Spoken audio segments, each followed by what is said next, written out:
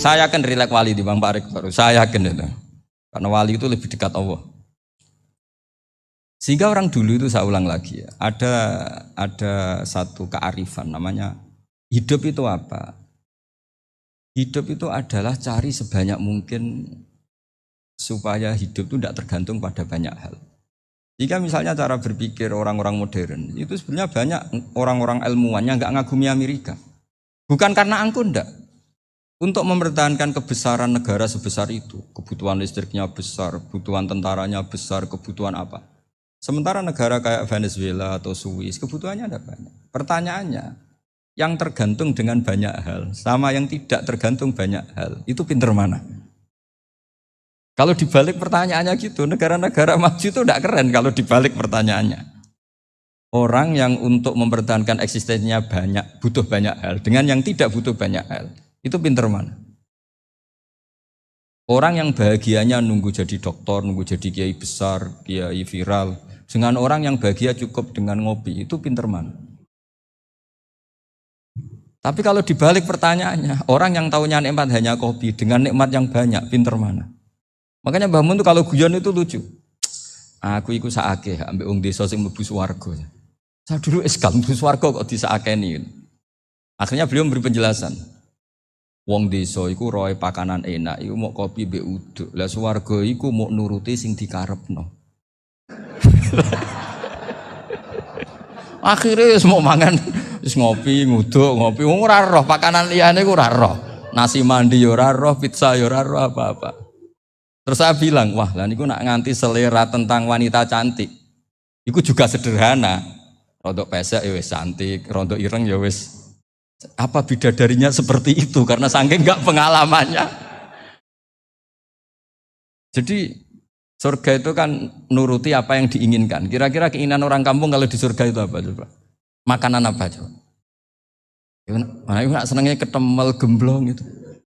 Nah, artinya malaikat lebih suka nangani surganya orang-orang kampung timbang Pak Rektor. Ini sudah ribet ini. Makanan apa saja sudah harus dicoba. Ya. Terus kalau di mall tahu orang macam-macam, seleranya macam-macam pasti. Enak mana kalau sampai jadi malaikat pelayan surga? Suka ngelayani orang kampung apa yang orang kota? Orang kampung kan? Jadi ya itu guyon ya, guyon tapi itu menjadi pikiran kita bahwa orang yang banyak kebutuhan itu sebetulnya banyak kebodohannya karena menggantungkan kebahagiaannya dengan banyak hal.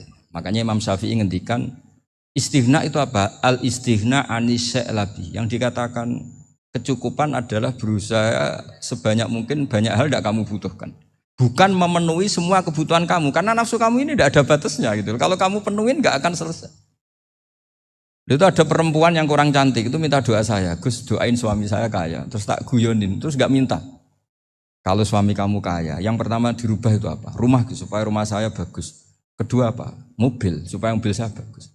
Nanti yang dievaluasi itu kamu. Mobil bagus, Alphard, rumah mewah, istrinya kamu pasti itu dievaluasi. Langsung enggak usah sudah gini aja kan. Jadi pertama yang dievaluasi itu kaya itu coba kalau suami kaya itu yang dievaluasi pertama rumah ya, rumah ganti. Setelah itu apa? Mobil. Kira-kira berikutnya akhirnya sudah Gus enggak jadi.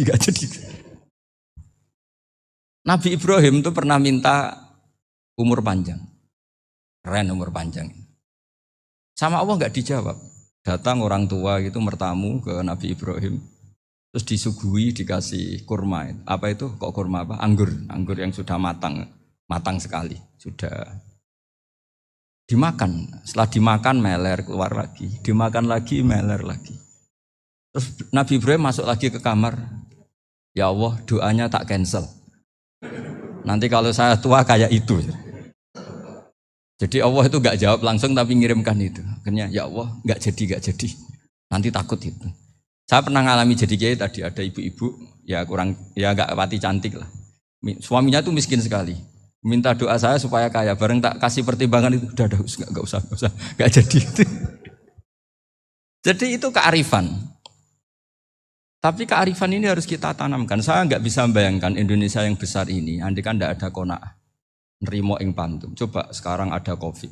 Andai kan Indonesia tuh kayak Perancis. Saya beberapa kali punya tamu orang yang hidup lama di Perancis, bahkan dapat istri orang Perancis. Itu dulu gak begitu mencintai Indonesia. Tapi setelah di Perancis 2 tahun, wah Indonesia hebat. Di Perancis itu kata dia kalau cerita, semua kebutuhan masyarakat itu dibebankan ke negara. Apa saja minta negara, apa saja nyoal negara.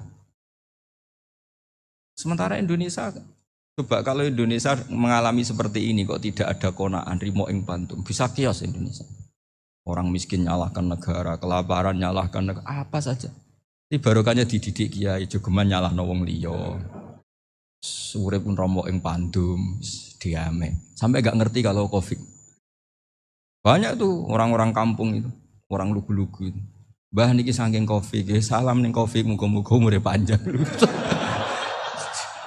Dikira Covid itu nama orang yang ahli sosial itu. Mbah niki dana saking Covid. Matur nuwun sampekno salamku muga-muga umur panjang. Bingung kan yang nganterin ini. Ini gimana yang mau menjelaskan? Memang enggak paham. Ribet kan. Tapi saya pastikan bahwa dengan keadaan seperti ini kita bahagia, kita stabil, itu jelas barokahnya kalimat tadi, moto tadi atau pegangan hidup tadi. Makanya disebut al-ibarat qutun li'ailatil mustami'in, bahwa redaksi atau kata-kata atau pegangan atau filosofi hidup, apalah namanya itu adalah penyemangat. Penyemangat. Karena kata-kata ini memang luar biasa. Ketika sahabat perang demi kebenaran, zaman itu ya pasti benar karena yang dibela Nabi. Dulu itu kan enak zaman Nabi, yang dibela mesti benarnya, musuhnya mesti salahnya. Jika dulu itu memang harus tegas. Kalau sekarang mau tegas gimana? Yang kamu bela tidak mesti benar, musuhnya tidak mesti salah. Ribet kan kalau misalnya saya tukaran sama Pak Rektor, kamu mau bela mana kan bingung. Saya tidak mesti benar, saya tidak Nabi. Pak Rektor apalagi tidak mesti benar lagi kan? Ribet kan? Jadi kalau kita mau perang sekarang itu mau pede gimana? Enggak. Makanya banyak ulama sekarang tuh mau tegas tuh enggak berani karena ya banyak hal yang abu-abu lah wilayahnya, misalnya pilihan presiden atau pilihan bupati, pilihan menteri. Kamu mati-matian bela itu. Yang kamu bela tidak mesti benar, musuh kamu tidak mesti salah. Misalnya pilihan bupati. Wah ini kabupaten ini baik kalau bupatinya ini, yang satu bilang ini, terus tim suksesnya kamu tanya, kamu yakin? Ya enggak juga. Lah kenapa semangat? Kan saya botohnya paling alasannya ya itu aja, bukan yang lain. Beda dengan zaman Nabi, Nabinya mesti benar, Abu Jahalnya mesti salah. Kan enak, aturan mainnya jelas. Singkat cerita dalam perang itu banyak sahabat yang alami luka, ngalami apa gitu. Kemudian curhat ke Nabi, ya Nabi gara-gara derekkan jenengan, ngikuti jenengan saya harus ngalami seperti ini, seperti ini. Ngiranya orang itu diapresiasi sama Allah keluarnya. Ternyata sama Allah gak diapresiasi. Malah diturunkan ayat intakunu ta'lamuna fa innahum ya'lamuna kama ta'lamun wa tarjuna minallah ma'ala yarjun. Kalau kamu sakit karena perang, orang-orang kafir itu ya sakit. Itu saja berani padahal demi kekafiran. Wa tarjuna minallah ma'ala yarjun. Padahal kamu punya nilai lebih yaitu berharap kepada Allah yang mereka tidak punya. Saya jadi kiai itu ya kadang mangkel. Karena yang benci ya benci, yang seneng itu ngel-ngel loh kayak Pak Bejo. Jadi semuanya ribet. Nah iya, yang benci ya ganggu, yang seneng ya ganggu, tambah nemen. Seribet. Tapi kalau sudah ingat bandar narkoba, mereka berhadapan dengan polisi, kadang ditembak karena kesalahannya terlalu fatal. Antar persaingan mereka juga bisa tembak-tembakan karena merebut pasar narkoba. Itu saja mereka berani. Kok kita yang jadi kiai kadang dicium tangannya, dihormati gak berani, hanya takut apa ya musibah-musibah kecil lah, atau problem-problem kecil. Nah iya, kalau kita bandingannya gitu. Kalau kamu mau tahajud kedinginan, itu masih nanti dihisab Allah itu gitu. Maling ayam itu keluar malam-malam, hanya dapat ayam. Itu gak takut dingin. Ya gak takut digebuki masa. Kamu mau tahajud saja takut dingin. Makanya nanti hisabnya orang soleh itu nanti dijajarkan orang dolim. Terus diperbandingkan. Wah itu habis kamu kalau itu. Jadi misalnya Unisula mau rapat, tapi ini malam, kalau malam dingin nanti sama masuk angin. Anak-anak pang di perapatan aja berani kamu. Kalau sudah perbandingannya gitu tuh ribet kita nanti. Makanya itu kalimat itu moto atau filosofi hidup. Sehingga diulang lagi nasihat itu. Iyam saskum korhun fakodu masal koma korhum mislu. Kalau kamu kena luka, orang-orang yang nggak benar juga akan kena luka. Itu aja berani demi ketidakbenaran. Masa kamu demi kebenaran enggak berani? Akhirnya orang itu, ya itu kalimat, itu heroik. Makanya kita ini penting ya, makanya tadi himne Unisula dimulai kalimat thayyibah. Karena kalimat ini yang menjaga kita kalimat ini. Misalnya tentang Tuhan.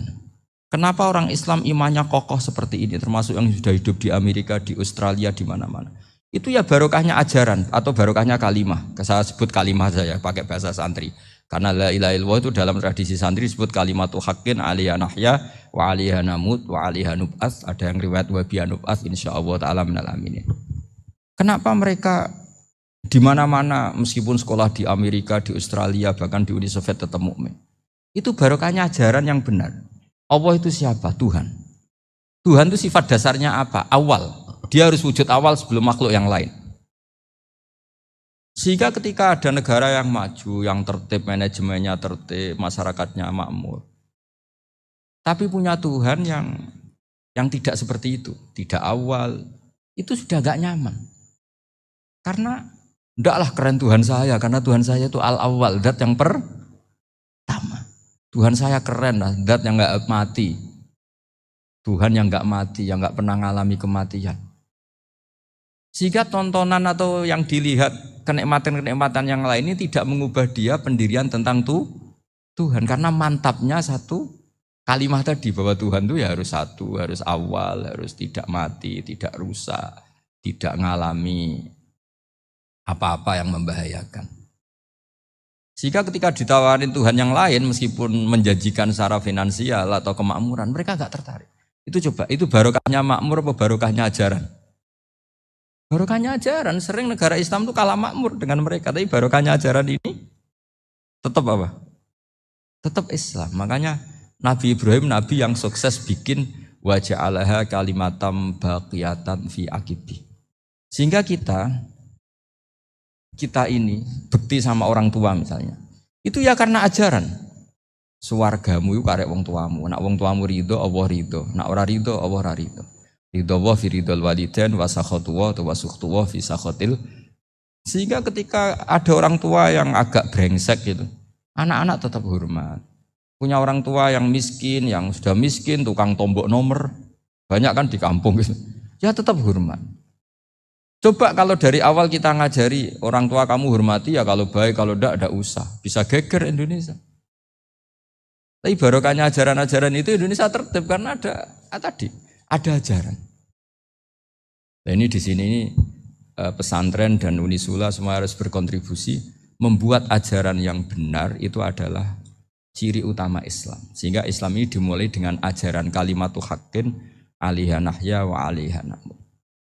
Sehingga kita tenang seperti ini. Saya ini termasuk kiai yang tenang. Meskipun kata orang banyak saya ini kiai besar, tapi termasuk kiai yang paling tenang. Termasuk yang paling tenang. Karena saya ini pakai mazhab orang-orang hebat. Saya berkali-kali cerita, orang kayak Imam Syafi'i itu orang yang luar biasa. Saya berkali-kali cerita, orang yang tadi nyium tangan kamu ya Imam Syafi'i, di belakang tuh ngerasani kamu, menghujat kamu. Jawabannya enak saja. Berarti saya alhamdulillah orang yang wibawa. Buktinya di depan saya enggak berani. Jadi enteng saja. Diceritain sebagian kampung, sebagian separuh dari warga kamu itu enggak suka kamu. Ya bagus lah enggak suka saya, enggak akan utang duit saya. Di mana-mana orang utang itu karena teman dekat. Kalau enggak seneng pasti minimal enggak utang, enggak pinjam mobil, enggak pinjam apa. Berkah mana yang seneng sama yang gedeng? Jadi dianggap enteng saja. Semua yang dialamin dianggap enteng saja. Misalnya punya istri pemarah, ya baguslah marahin suami. Kalau marahin tonggo malah ribet. Jadi kamu harus terima kasih kalau dimarahin istri. Baguslah marahin saya mah, kalau marahin tonggo ribet. Jadi enteng saja. Tapi kita sekarang itu karena nafsu ya, sehingga menghadapi hidup ini ribet. Ulama dulu kalau mau mati itu senengnya bukan main. Sudah lama saya ini ingin nggak maksiat. Kayaknya nggak maksiat paling efektif itu mati. Ya tidak apa-apa Gusti, kalau sebaiknya mati ya mati aja. Enteng saja. Jadi melihat kematian itu akhir dari segala keburukan atau potensi keburukan. Apapun baik kita sekarang, suatu saat mungkin kita nggak baik. Yang bisa menghentikan ketidakbaikan atau potensi ketidakbaikan itu apa coba? Mati kan? Berarti mati itu mengerikan apa menyenangkan? Mesti kamu tidak berani menjawab. Meskipun secara ilmu kamu berani, tapi secara rasa agak berani kan? Saya ulang lagi ya. Yang bisa menghentikan keburukan atau potensi keburukan itu apa coba? Apa? Kematian. Berarti kematian itu menyenangkan atau menyusahkan?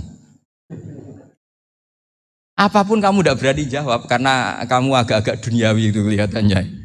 Tapi secara ilmu, kamu tahu kan kalau mati itu tidak buruk-buruk banget. Karena apa? Itu akhir dari segala keburukan. Sehingga Nabi ngajarkan kalimat itu begitu luar biasa. Allahumma ahyini maka natil hayatu khairan li wa tawaffani maka natil wafatu khairan li. Nabi melihat dunia itu begitu indah. Ya Allah, kalau saya ini hidup, anggap saja hidup ini ziyadatan li fi kulli khairin, menjadi modal saya menambah segala kebaikan. Jika suatu saat saya mati, anggap mawon rohatan li min kulli syarrin, itu akhir dari segala keburukan saya. Subhanallah wa bihamdihi adada khalqihi wa ridha nafsihi wa zinata arsyihi wa kalimatihi. Subhanallah wa bihamdihi adada khalqihi wa ridha nafsihi.